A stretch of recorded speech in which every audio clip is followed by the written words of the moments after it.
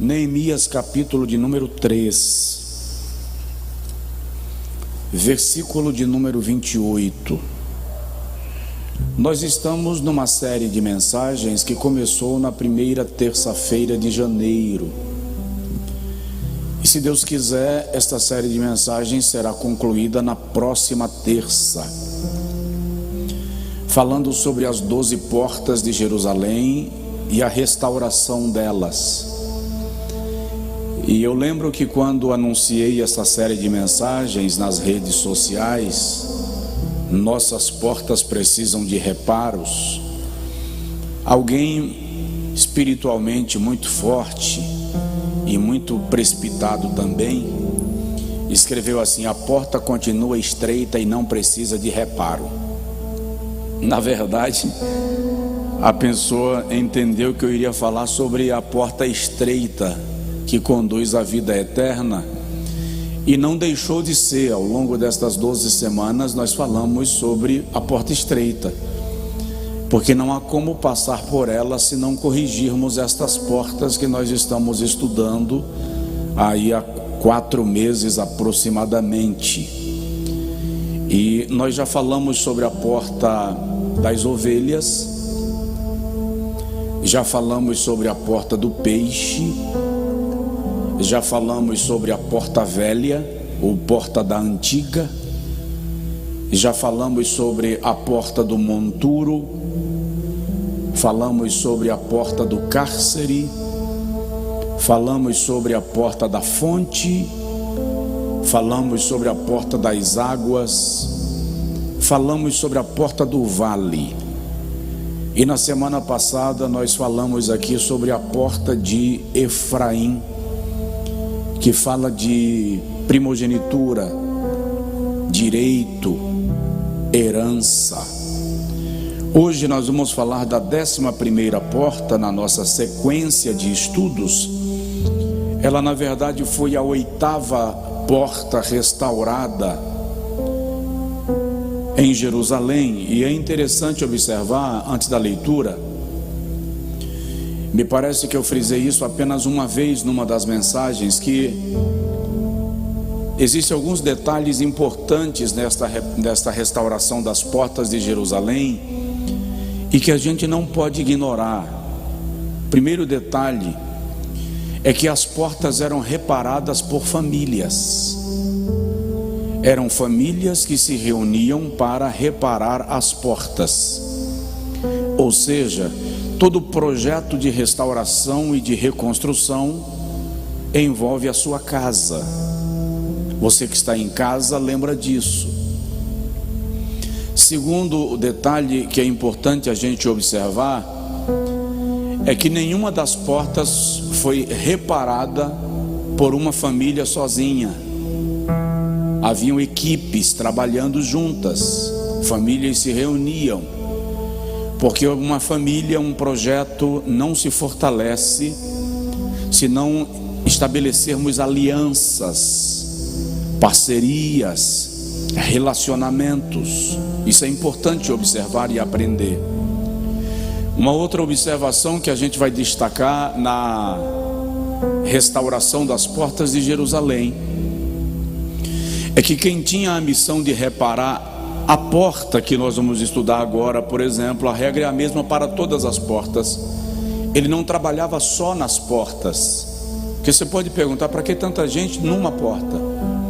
Na verdade, quem reparava a porta também reparava o muro até determinada distância do seu lado direito e do seu lado esquerdo. O outro que estava reparando a outra porta também vinha trazendo o muro, e eles se encontravam na reconstrução.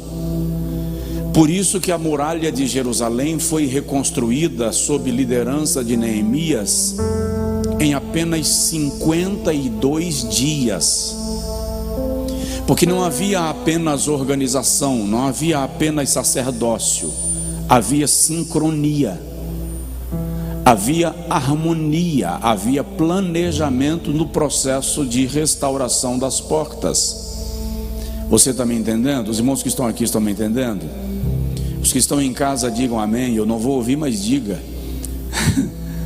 Agora nós vamos estudar em Neemias capítulo 3, versículo 28, a penúltima porta que nós vamos observar, e diz assim o texto: desde acima da porta dos cavalos repararam os sacerdotes, cada um defronte da sua casa.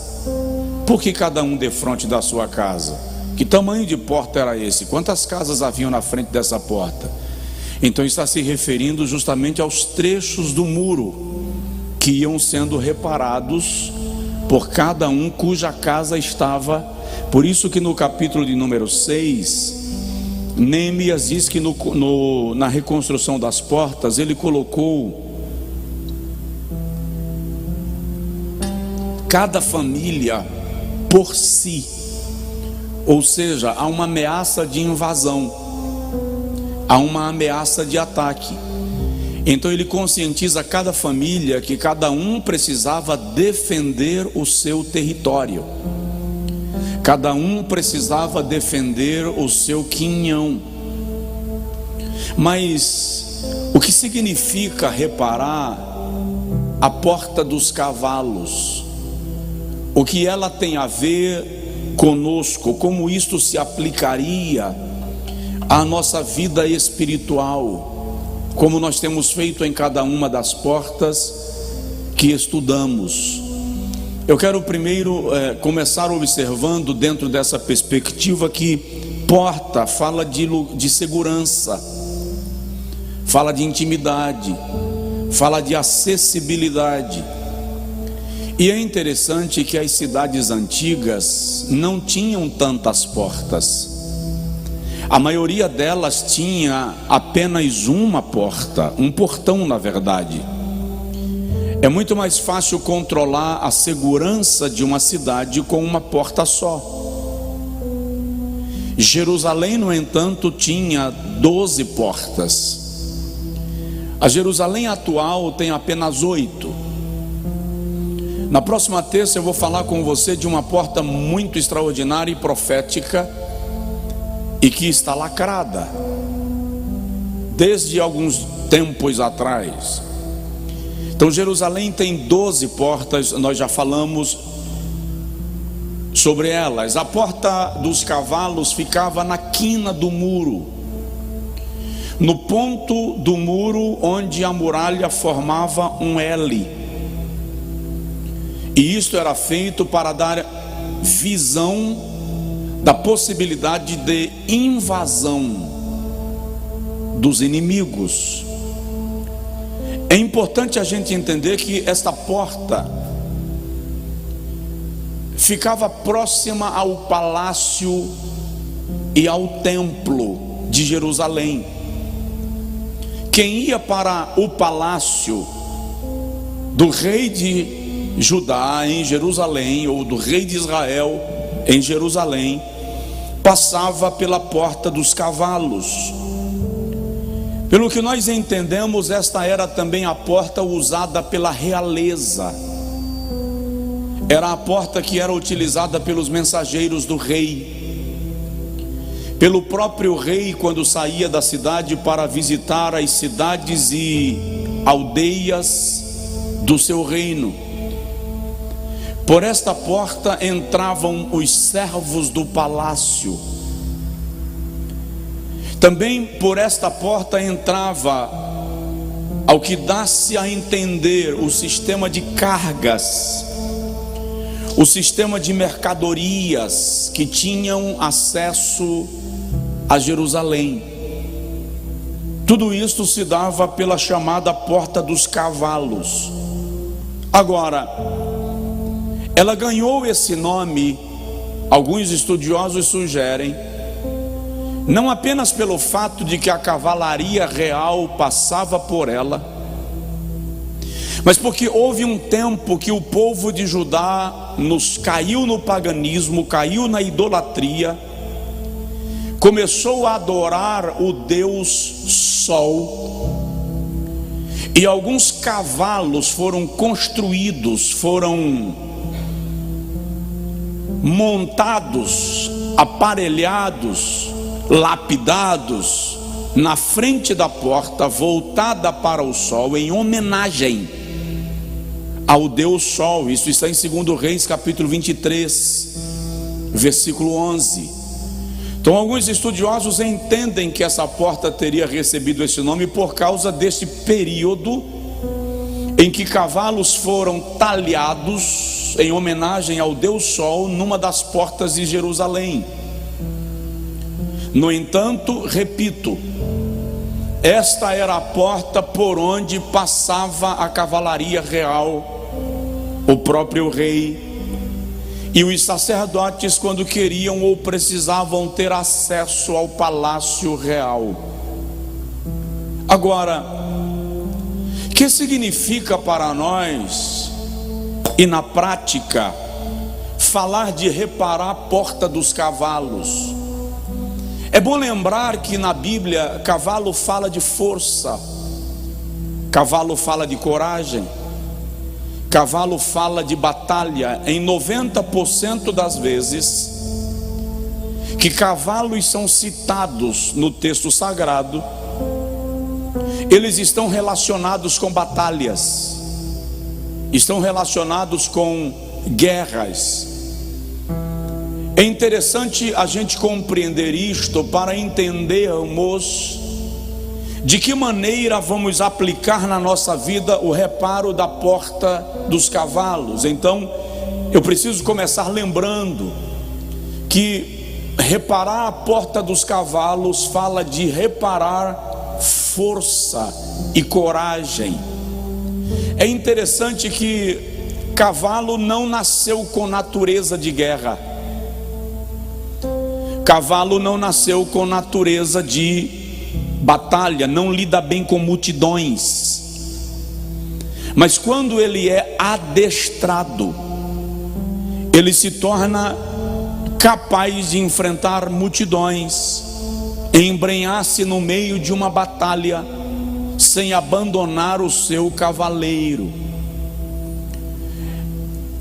Biblicamente, cavalo fala de força, fala de coragem. Repito, nós estamos vivendo num tempo, este tempo, que reparar a porta dos cavalos é imprescindível. É preciso. Jesus estava em Cesareia de Filipe. Reparar a porta dos cavalos é não permitir que o medo prevaleça sobre a nossa vida, é não permitir que a fraqueza determine os nossos resultados, é compreender que as nossas forças ou a nossa força é renovada no Senhor. No Salmo de número 20, versículo de número 7 e versículo de número 8, o salmista diz assim: uns confiam em carros, outros em cavalos, mas nós fazemos menção do nome do Senhor dos exércitos. E ele diz: uns encurvam-se e caem, mas nós nos levantamos e nos colocamos de pé. Isaías capítulo de número 49, versículo 29 a 31 diz assim: é Ele quem dá força ao cansado e aumenta as forças ao que não tem nenhum vigor. Uns encurvam-se e caem, mas nós nos levantamos e nos colocamos de pé. De repente o carro na garagem já não determina meu status, porque não tem para onde ir. De repente os títulos não servem, porque eles não podem ser apresentados a ninguém.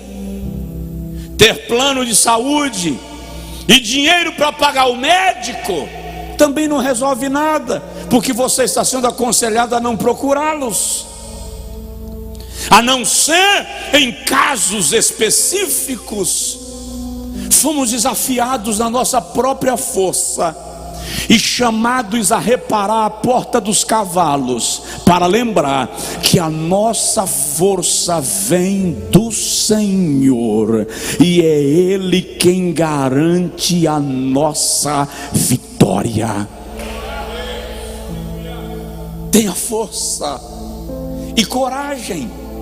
Cavalo fala de força e de coragem. Não permita o medo prevalecer. Use-o em seu favor.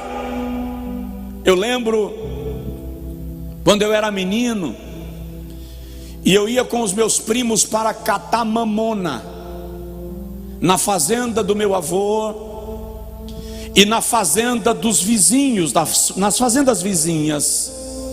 Depois que terminava a colheita da mamona, eles permitiam a gente colher as mamonas que caíram, os grãos, os caroços que caíram no chão, e a gente vendia no quilo. Era com aquele dinheiro que eu ajudava meu pai a comprar o meu material da escola. E na divisa da fazenda do meu avô com a fazenda do seu crescia, e eu riscava e nunca conseguia saltar a bendita cerca. Um dia nós estávamos indo e eles conversando, brincando. O primeiro pulou a cerca, e como eu não as conseguia pular, eu resolvi provocar umas vacas que estavam pastando. O que eu não sabia é que tinha uma vaca recém-parida. E quando eu comecei a provocar essa vaca, ela partiu atrás de mim. E agora eu estava correndo não porque eu queria pular a cerca, eu estava correndo porque eu não queria que a vaca me pegasse. E acreditem, quando eu prestei atenção, eu já havia pulado a cerca e a vaca estava fungando, colada no arame. Naquele dia, o medo me favoreceu. Naquele dia, o medo me levou a suplantar ou superar um desafio. Eu estou aqui nesta noite para lhe dizer que reparar a porta dos cavalos é fazer desta situação um desafio a ser superado, a ser vencido. Não é incomum ter medo. Se o irmão olhar a Bíblia, homens de Deus poderosos tiveram medo, sabendo que Esaú vem ao seu encontro com 400 homens. Ele teve medo e disse para o rei da Filístia: deixa que meu pai e minha mãe permaneçam aqui, até que eu saiba o que Deus fará da minha vida. Medo. Então não é anormal ter medo, mas o que a Bíblia nos ensina é não nos rendermos a ele. Aí vem um salmo que as pessoas pensam que é mágico, e não é, mas é palavra de Deus. Aquele que habita no esconderijo do Altíssimo, à sombra do Onipotente descansará. Direi do Senhor, Ele é o meu Deus, o meu refúgio, a minha fortaleza, nele confiarei. Porque Ele te livrará do laço do passarinheiro e da peste perniciosa. Ele te cobrirá debaixo das suas penas, e debaixo das suas asas estarás seguro. A sua verdade é escudo e broquel. Não tenhas medo de espanto noturno, nem seta que voe de dia, nem peste que ande na escuridão, nem mortandade que assole ao meio-dia. 1000 cairão ao teu lado, 10.000 à tua direita, mas tu não serás atingido. Somente com os teus olhos olharás e verás a recompensa dos ímpios, porque tu fizestes do Senhor a tua habitação. O Altíssimo é o teu lugar forte. Ele dará ordens aos anjos ao teu respeito, para te sustentarem em tuas mãos, a fim de que não tropeces em nenhuma pedra. Pisarás o leão e a áspide, calcarás aos pés o filho do leão e a serpente. Pois que tão encarecidamente me amou, também eu o livrarei. Pô-lo-ei no lugar alto, porque conheceu o meu nome. Ele me invocará e eu lhe responderei. Estarei com ele na angústia, livrá-lo-ei e o glorificarei. Dar-lhe-ei abundância de dias e lhe mostrarei a minha salvação. Aleluia, glória a Deus. Então, reparar a porta dos cavalos é resgatar a coragem, resgatar a força e enfrentar a batalha na autoridade do nome de Jesus. Segundo lugar, reparar a porta dos cavalos, lá vai, é reparar o lugar da instrução. Ninguém para mais na frente da muralha, espera o rei sair pela porta dos cavalos, para fazerem revista ao seu exército e dar as devidas orientações. Já não temos tempo para o preparo. Já não temos tempo para o preparo. Se preparar para quê? E é justamente por isso que nós estamos com o exército de Gideão antes da seleção. 32 mil homens vão para a guerra. O que importa é a multidão. De repente o Senhor diz assim: Gideão, manda os covardes voltarem para casa, porque você não vai vencer a batalha com a multidão, você vai vencer a batalha com aqueles que estão preparados para a guerra. E quando Gideão manda os covardes voltarem, apenas 10 mil ficaram. Você olha para mim e diz assim: pastor Josué, 10 mil homens é muita gente. É verdade, mas se você ler Juízes capítulo 8 versículo 10, você vai ver que o exército dos midianitas, só os que portavam as lanças, os lanceiros, eram 180 mil. Você com 10 mil homens é um fiasco. Quando Gideão vai para a batalha, o Senhor diz: para, Gideão, manda esse povo tomar água, tem gente demais. A maioria não se preparou, veio na empolgação. Aquele que tomar água como um cachorro, com a boca na fonte, coloca de um lado.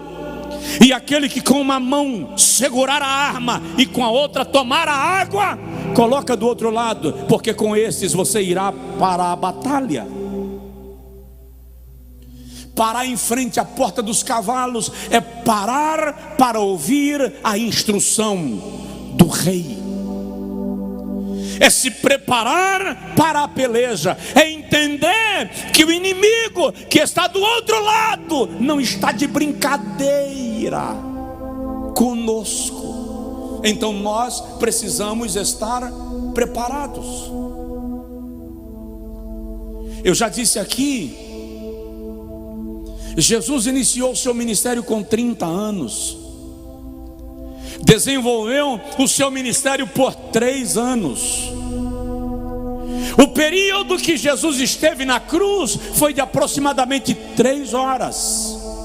E no túmulo ele permaneceu 3 dias. Foram 30 anos de preparação para 3 anos de ministério. 10 anos de preparação para cada ano de ministério. 10 anos de preparação para cada hora na cruz. Ei, o tempo tempo que você vai resistir à pressão é determinado pelo tempo que você se preparou para a batalha. Prepare-se para a guerra. Para na frente da porta dos cavalos e espera a instrução do rei.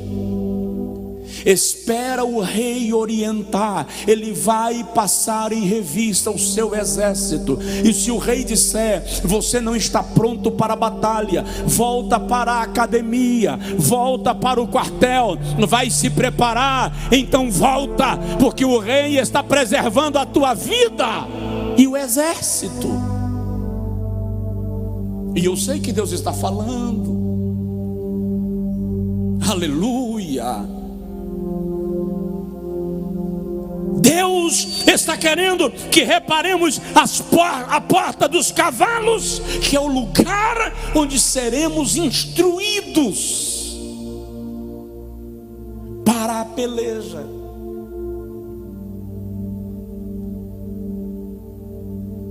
Se nós não aceitarmos a instrução, a orientação, não estaremos prontos para os desafios. Porque orientados e instruídos não é fácil atravessar. Sem saber o que fazer na hora do combate, se torna impossível. Por isso que toda a Bíblia estimula muito a questão da orientação, da pedagogia no ministério, do aprendizado, do ser orientado. Jesus pautou o seu ministério no ensino.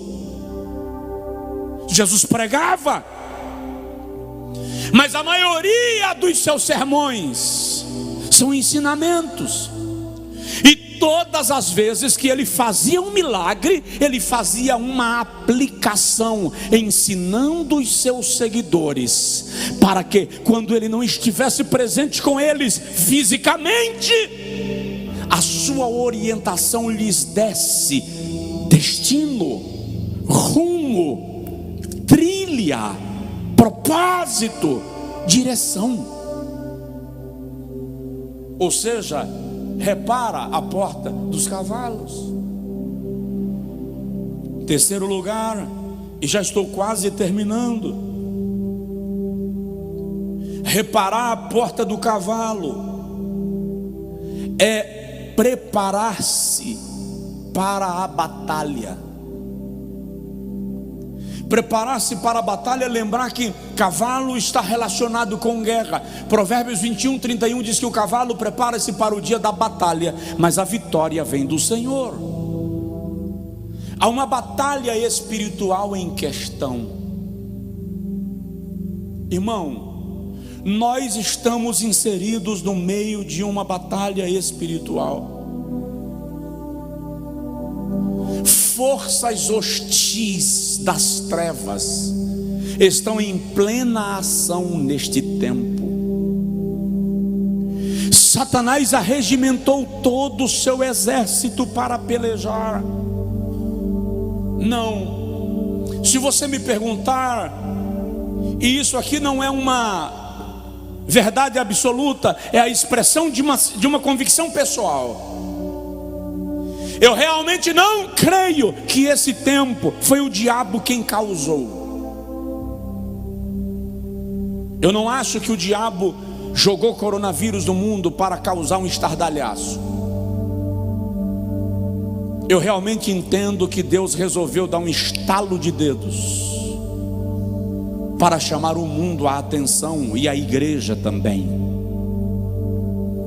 Mas eu não posso negar o fato de que quando nós estamos debaixo de pressão, Satanás aproveita da nossa agonia de alma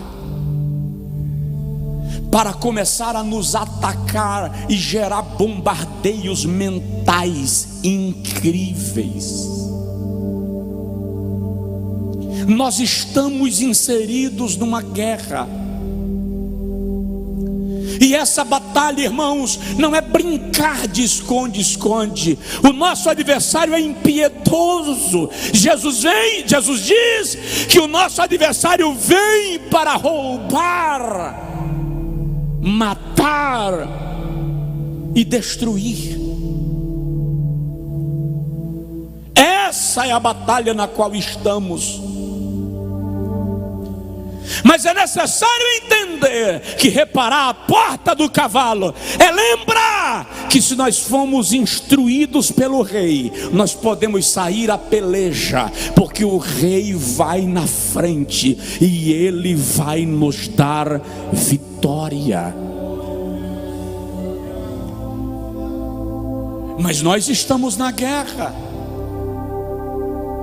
Lamentavelmente, no nosso país surgiram tantos estudos de batalha espiritual, e eu estou dizendo lamentavelmente por terem surgido tantas distorções,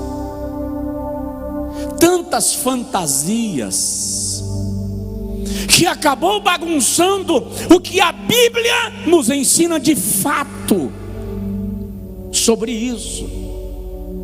Mas é preciso lembrar primeiro: o mundo inteiro jaz no maligno. Ei, você está em território inimigo. A terra não é sua casa. O mundo está completamente dominado por Satanás. Você entendeu? O mundo está completamente dominado por Satanás. Ele tem tanto domínio sobre o sistema mundano que Jesus o chama de príncipe das trevas, e Paulo o chama de Deus desse século. O mundo está sob égide, sob comando, sob maestria do príncipe das trevas. E nós, igreja do Senhor, só não somos despedaçados na terra porque nós caminhamos no território do inimigo com um salvo-conduto. Quando Jesus nos salvou, Ele nos deu um salvo-conduto, um documento de passagem que nos autoriza a transitar. O Espírito Santo na nossa vida, a marca do sangue do Cordeiro sobre nós, é o que garante a nossa presença na terra. E Satanás tenta, rosna, inventa, mas não pode partir para cima, porque há uma proibição ao nosso respeito. É aqui que se aplica o Salmo 91. Ele dará ordens aos anjos ao teu respeito, para te guardarem em todos os teus caminhos. Sabe quando você vai caminhando na calçada, que o cachorro feroz, solto do outro lado do muro, rosna no portão, mas não pode passar? É exatamente isso. O mundo é esse cenário dos demônios rosnando para nos atacar, mas há uma ordem de Deus que estabelece limite, porque eu e você, nós estamos debaixo do sangue de Jesus. Esses dias eu estava dando uma caminhada com Catarina, empurrando eu não sei nem como é o nome daquilo, é Velotrol ainda o nome daquele negócio, irmãos? Que antigamente era aquele trocinho de 3 rodas, você bota a criança e sai empurrando. E do nada, um cachorro solto dentro da casa, dentro da área da casa. O portão estava fechado, o muro estava lá, uma muralha na verdade uma parede de vidro. O cachorro partiu de lá para cá e saltou o muro e partiu para cima. Num movimento rápido, eu tirei ela do carrinho, joguei para trás e com o carrinho comecei a açoitá-lo. O pastor Ronaldo estava comigo, assumiu o carrinho e disse: vai, vai. E eu fui saindo e ele ficou enxotando o cachorro enfurecido. Quantas vezes você vai andando tranquilo e Satanás libera um demônio, um principado que salta o limite e vem para partir para cima de você, mas o Senhor te toma nos seus braços, te esconde debaixo do seu manto de misericórdia, e enquanto ele te agasalha, o anjo do Senhor peleja por tua causa e garante livramento sobre a sua vida.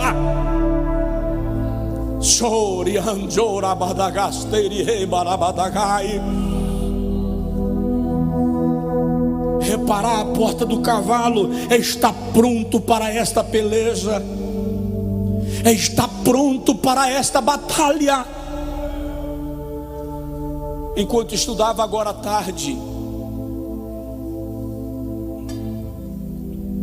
eu encontrei que a família de Acabe e Jezabel foi exterminada pelo rei Jeú, segundo a profecia de Elias. Mas ficou uma descendente de Acabe e Jezabel. Ela se chamava Atalia. Atalia era do reino do norte, Israel, a única herdeira de Jezabel e de Acabe. Mas Atalia se casou com o filho do rei de Judá. Presta atenção, Israel está dividido em dois reinos, do norte e do sul, Israel e Judá. A capital de um é Samaria, a capital do outro é Jerusalém. Acabe era rei de Israel, reino do norte, e Acabe foi exterminado juntamente com Jezabel. De repente sobreviveu apenas uma, Atalia, e ela se casa com o filho do rei de Judá. Ou seja, o diabo vai sempre criar uma situação para infiltrar no meio do povo de Deus. E a Bíblia diz que quando Atalia se casou com o filho do rei de Judá, isso está em 2 Reis capítulo 11, 2 Crônicas capítulo 23, quando ela sentiu o poder na mão, ela mandou matar todos os descendentes da casa de Davi, em vingança pela casa de Acabe. O sacerdote Jeoada conseguiu salvar da casa da família de Davi um menino de 1 ano e o escondeu no templo, e cuidou daquele menino escondido. E quando o menino cresceu, o sacerdote reuniu a guarda real e ungiu aquele menino rei de Judá, e ordenou que Atalia fosse executada. E ela foi executada na porta dos cavalos. Isso aqui é o retrato de uma batalha espiritual. Porque embora Jezabel tivesse morrido, embora Acabe tivesse morrido, a semente da malignidade estava infiltrada no reino de Judá. E a semente infiltrada no reino de Judá exterminou a família real da descendência de Davi. Mas Deus nunca fica sem representante. Um menino foi salvo, porque Deus nunca deixa de ter alguém para representar o seu projeto. E no tempo certo esse menino foi apresentado, e o inimigo e a semente foi exterminada, e o reino foi restaurado, e ela foi exterminada na porta dos cavalos. Porque a porta dos cavalos é o lugar onde a batalha é vencida e a semente do mal é exterminada, e o nome de Jesus é glorificado. Mas nós estamos no meio de uma batalha, e eu rogo a Deus que a igreja entenda isso, e que nesse momento a igreja compreenda que enfrentar esta batalha é necessário. É preciso descobrir quais são as estratégias de Deus para esta batalha e seguir a estratégia divina e vencer. Eu estava observando essa semana que Tem um momento na vida do povo de Deus que o Senhor manda todo mundo se recolher em suas casas, porque Ele vai passar no arraial para trazer juízo. E Ele diz que você não esteja na rua, os meus servos estejam cá, porque eu vou passar. É uma batalha, e é preciso entender a estratégia de Deus para esta batalha. Tem um momento na vida de Paulo que ele vence uma guerra fingindo que estava morto. Ele foi apedrejado, e se ele não fingisse que estava morto, iriam matá-lo.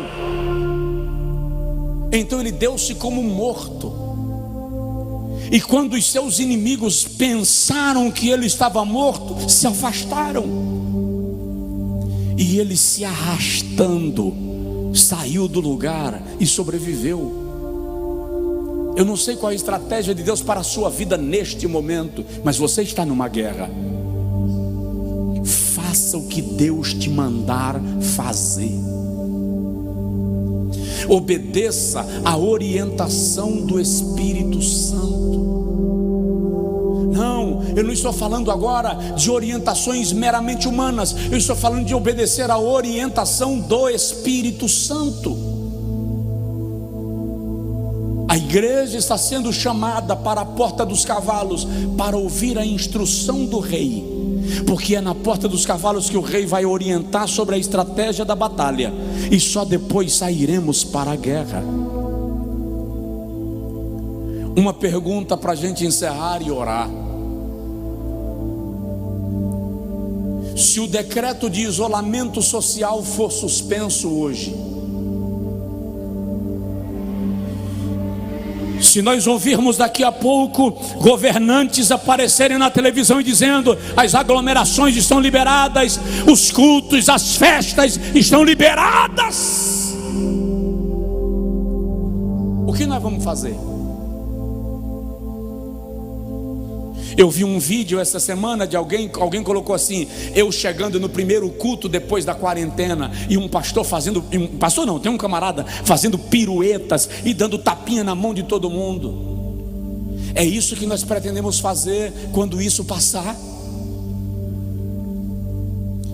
Estamos planejando um show de pirotécnica? Que estratégia nós estamos montando para quando isso passar? Que plano nós estamos construindo para quando isto terminar?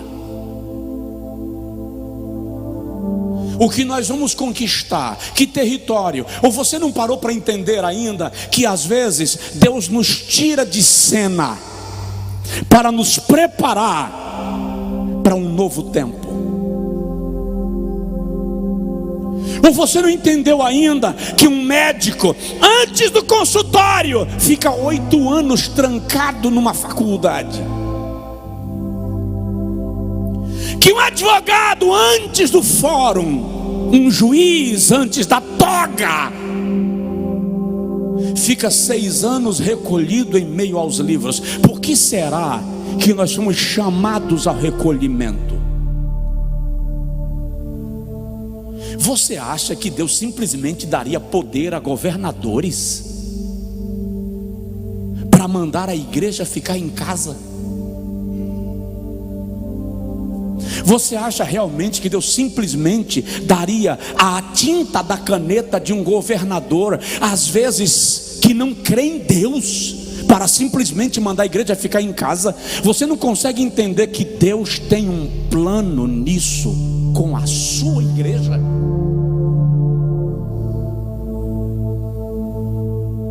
Quem de nós já parou para perguntar qual é o plano?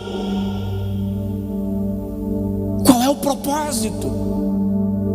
Senhor, depois disso, o que o Senhor espera de nós?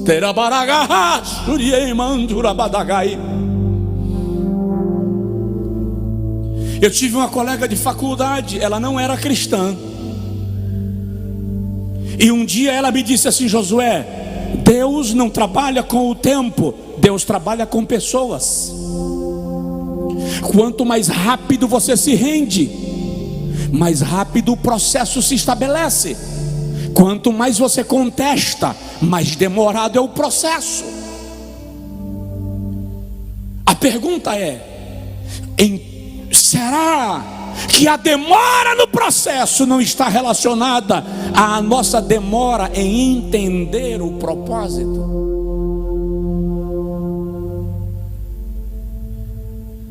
Tem um jogo político em questão? Tem. Tem um jogo de manipulação em questão? Tem. Tem muito dinheiro envolvido nisso? Tem.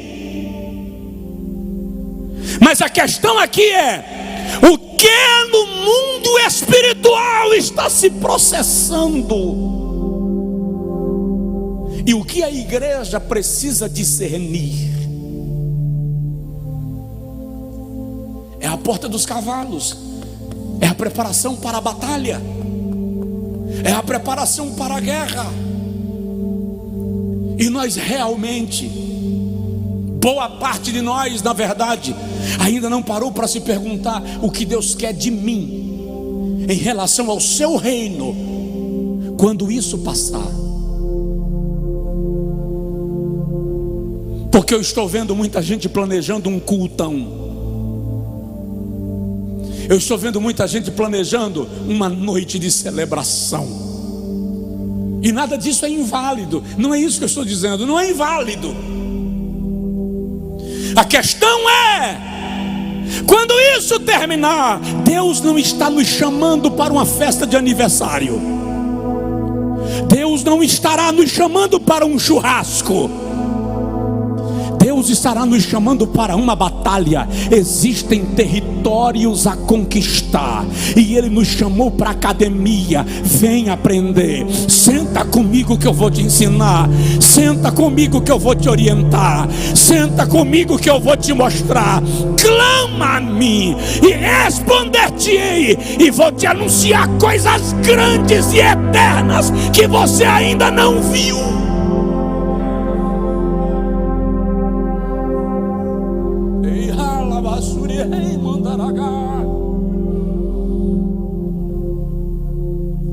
Então é preciso entender, reparar a porta dos cavalos é se preparar para a batalha. Existe um território a conquistar. Eu vou concluir com esse texto, Isaías 54, 2-4.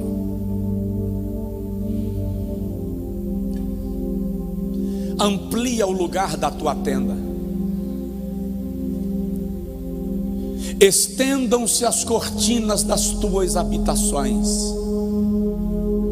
não impeças, firma bem as tuas estacas e alonga bem as tuas cordas, porque transbordarás para a direita e para a esquerda, e a tua descendência possuirá as nações, e fará que sejam habitadas as cidades assoladas.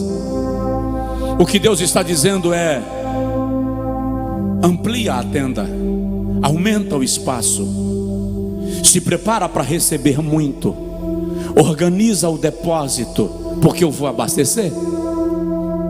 Estenda as cortinas das suas habitações, aumenta, alonga o território, mas não tem ninguém para ocupar. Alonga, firma bem as estacas, começa a analisar as suas bases, fixa bem a sua estrutura, a sua fundamentação, as suas colunas, estica as cordas, testa para ver se elas estão prontas para o que vem aí, porque você vai transbordar, você vai crescer, os teus filhos expandirão.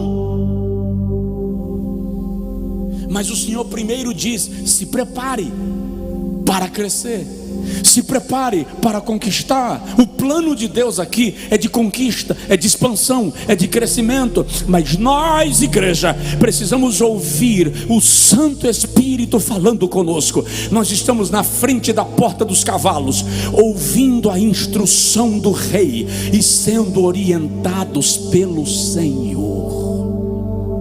Fica de pé, por favor, quem está aqui. Quem está em casa pode ficar de joelhos, pode deitar, pode permanecer sentado, pode ficar em pé para orar comigo. Mas eu quero que nós vamos dizer para Deus agora: me ensina a ouvir a voz do Rei. Eu quero entender a instrução do Rei. Eu preciso compreender o propósito para estar aqui. Aleluia, glória a Deus. Há um plano de Deus em andamento. Eu estou vendo gente conjecturando os planos do diabo, criando uma série de conjecturas do que o diabo está planejando nesse tempo. Mas e Deus, que é quem de fato está no controle, o que será que Ele está planejando? E se eu não parar para ouvi-lo, como eu vou entender o que Ele está querendo? Sabe, eu não sei quanto tempo isso vai durar, mas eu vou começar a marcar aqui na nossa igreja reuniões de pequenos grupos para treinamento e capacitação. Enquanto essa coisa não termina, nós seremos capacitados, instruídos, orientados, líderes, evangelizadores, discipuladores, porque quando as portas se abrirem, nós estaremos preparados para o desafio que o Senhor vai colocar diante de nós, de conquistar território para Ele. Eu quero orar contigo agora. Fala com Deus, conversa com Ele e diz para Ele: Senhor, repara as minhas portas. Repara as minhas portas. Na porta do gado eu aprendo que eu preciso me consagrar ao Senhor e reconhecê-lo como bom pastor. Eu sou ovelha. Na porta do peixe eu reconheço que eu preciso trabalhar, me mover, evangelizar, expandir. Na porta da antiga eu aprendo que eu preciso rever a minha história, os meus fundamentos, os meus princípios, os meus valores, aquilo que me trouxe até aqui. Na porta do monturo eu aprendo que o lixo não pode ficar em mim, ele tem que ser jogado fora. Na porta do vale eu descubro que se eu quiser conhecer o meu estado, eu preciso descer para olhar de baixo para cima.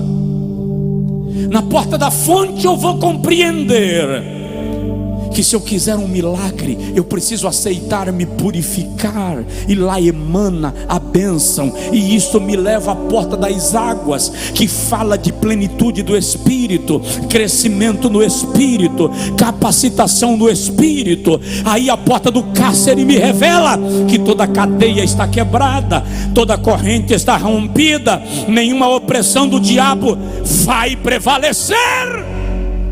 Por quê? Porque eu estou reparando a porta de Efraim, e na porta de Efraim o meu direito de filho é resgatado. O meu direito de filho é restabelecido.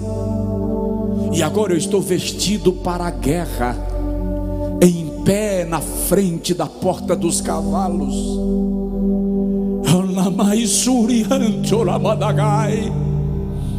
Ouvindo a orientação do Rei para sair à peleja, seguindo a instrução do Senhor. Pai, aplica a tua palavra no coração da tua igreja. Aqueles que estão aqui dentro, aqueles que estão em casa,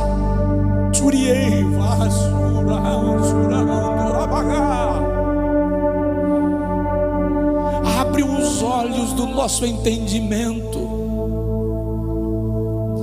abre a nossa visão,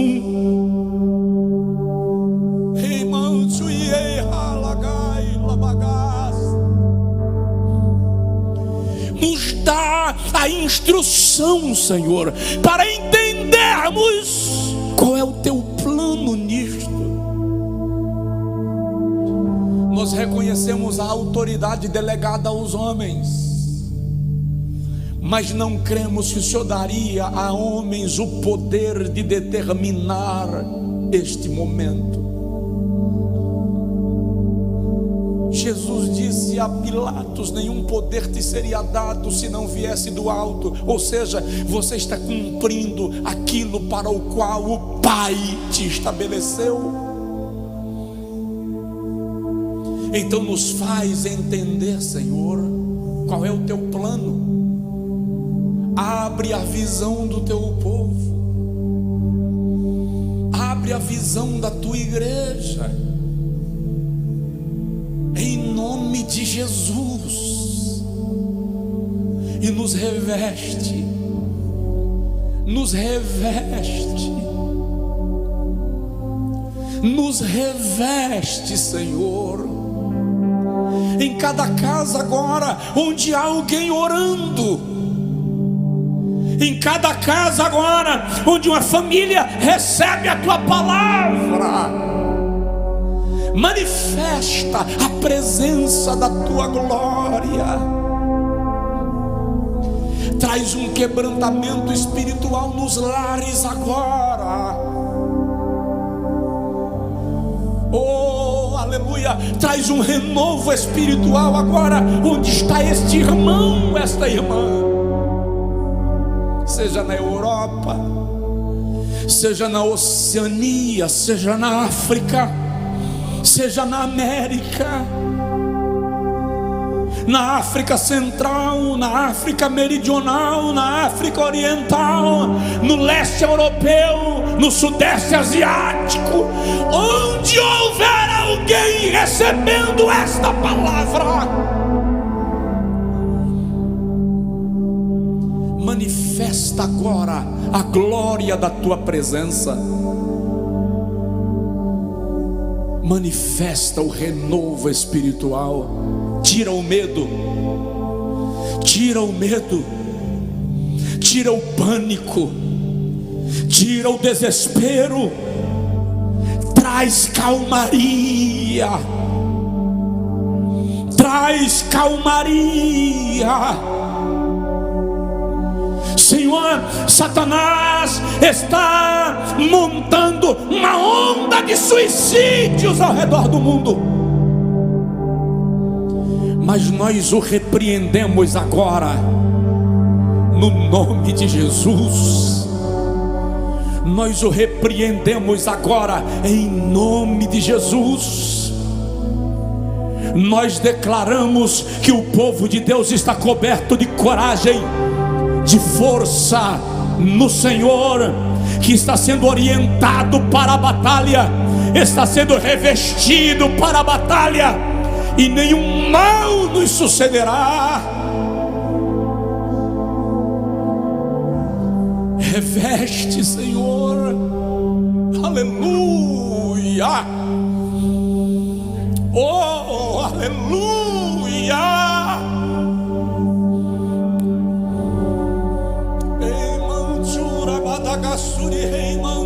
Que afastandai.